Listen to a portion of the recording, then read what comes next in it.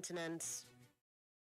ADC slams APC over controversial passage of Electoral Act Amendment Bill. Deputy Local Government Chairman claims 30 Plateau indigents killed in Kwara attack. On the foreign scene, Ukraine peace talks end in Geneva as Zelensky accuses Russia of stalling. In sports news, Cameroon invites 25 players for Super Falcons friendly. Good afternoon and thank you for staying with us in Diamond 88.7 FM Ilorin. This is the news on the hour. I am BISOLA ODUWOLE SULEIMAN. We'll bring you details of the news after this break. Please stay with us.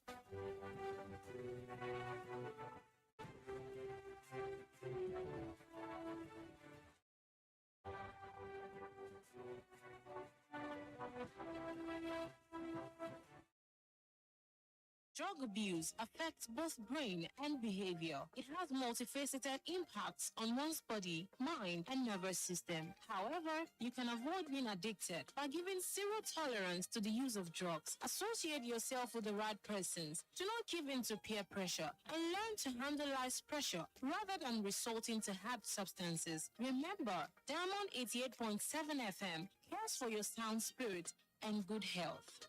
This message is from Diamond 88.7 FM.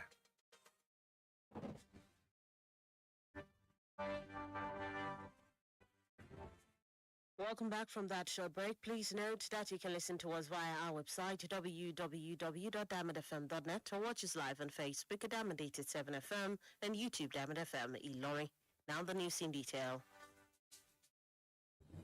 Business magnate Aliko Dangote has predicted that the Nigerian naira will strengthen to 1,000 naira per US dollar before the end of 2026, citing government economic reforms as a key driver.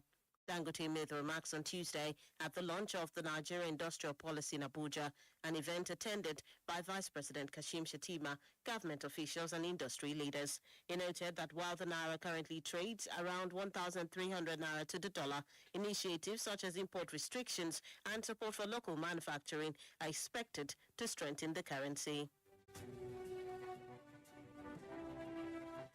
The Transmission Company of Nigeria, TCN, has announced plans to conduct scheduled maintenance on critical equipment at its Zungeru transmission substation in Niger State on February 18 and 19, 2026.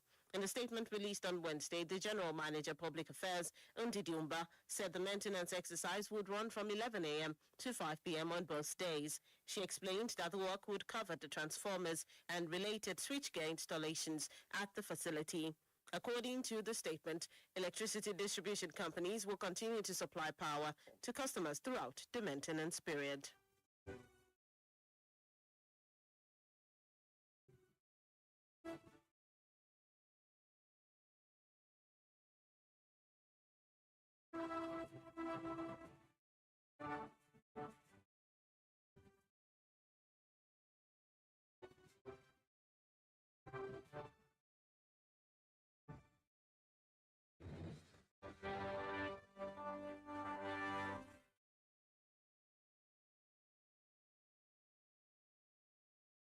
The African Democratic Congress, ADC, has criticized the ruling All Progressives Congress, APC, over the controversial passage of the Electoral Act Amendment Bill by the National Assembly. Reacting to the development on Wednesday, the spokesperson of the African Democratic Congress, ADC, Balaji Abdullahi, accused the APC of undermining Nigeria's democracy. In a post shared via his ex-handle, Abdullahi said the level of impunity displayed by the ruling party was troubling, warning that it should not be allowed to become the deaths of our democracy. Moving on, Ondo State Governor Lucky Aiyedatiwa has denied allegations that he ordered thugs to attack the All Progressives Congress APC Secretariat in Akure. Suspected hoodlums on Tuesday assaulted the party's caretaker chairman, Ade Adetimehi, and other leaders during a stakeholders meeting, leaving Adetimehi injured and his phone seized. Following the incident, Adetimehi accused members of the National Union of Road Transport Workers and URTW, allegedly led by its chairman, Ademola Odudu, of carrying out the attack on the governor's instructions. However, Aiyedatiwa distanced himself from the violence, attributing the disruption to rival factions loyal to different aspirants within the party. The The deputy chairman of Riyom local government area of Plateau State, Gwang Gua Song, has disclosed that 30 indigents were killed and over 500 displaced following a terrorist attack on the Wara community in Kayama local government area of Kwara State. Speaking to newsmen in Jos on Tuesday, the deputy chairman lamented the devastating impact on their people, describing the situation as very painful.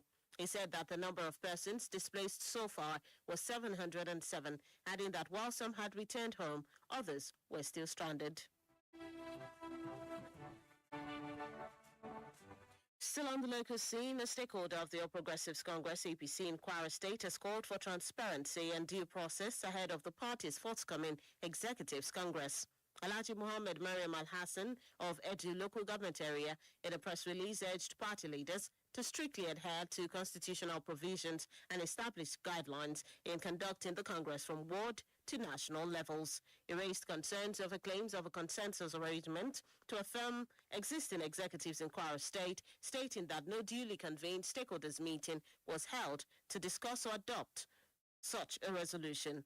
Al-Hassan called on officials from the party's national secretariat deployed to the state to ensure the process reflects openness, credibility, and genuine participation.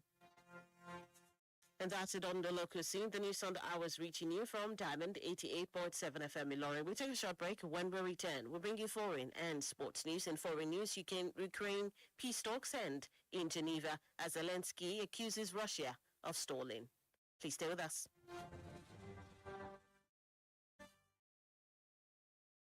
Follow us on social media, Facebook, Twitter, and Instagram at Diamond 887 FM. Diamond FM, join the tree.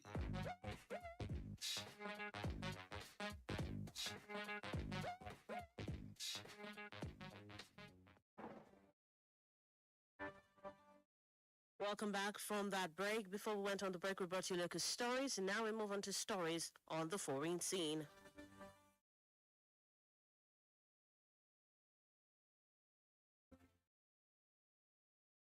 Peace talks between Ukraine and Russia ended abruptly in Geneva on Wednesday after 2 hours, with Ukrainian President Volodymyr Zelensky accusing Moscow of deliberately delaying progress towards ending the 4-year war.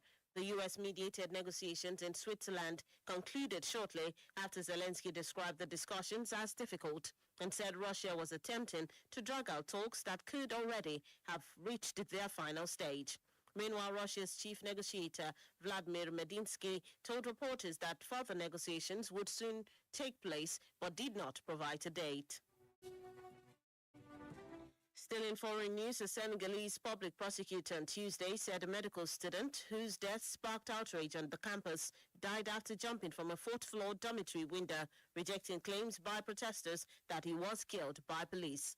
The death of Abdoulaye Ba on February 9 occurred as police intervened at Sheikh Anta Diop University, UCAD, following several days of students' demonstrations in the capital, Dakar.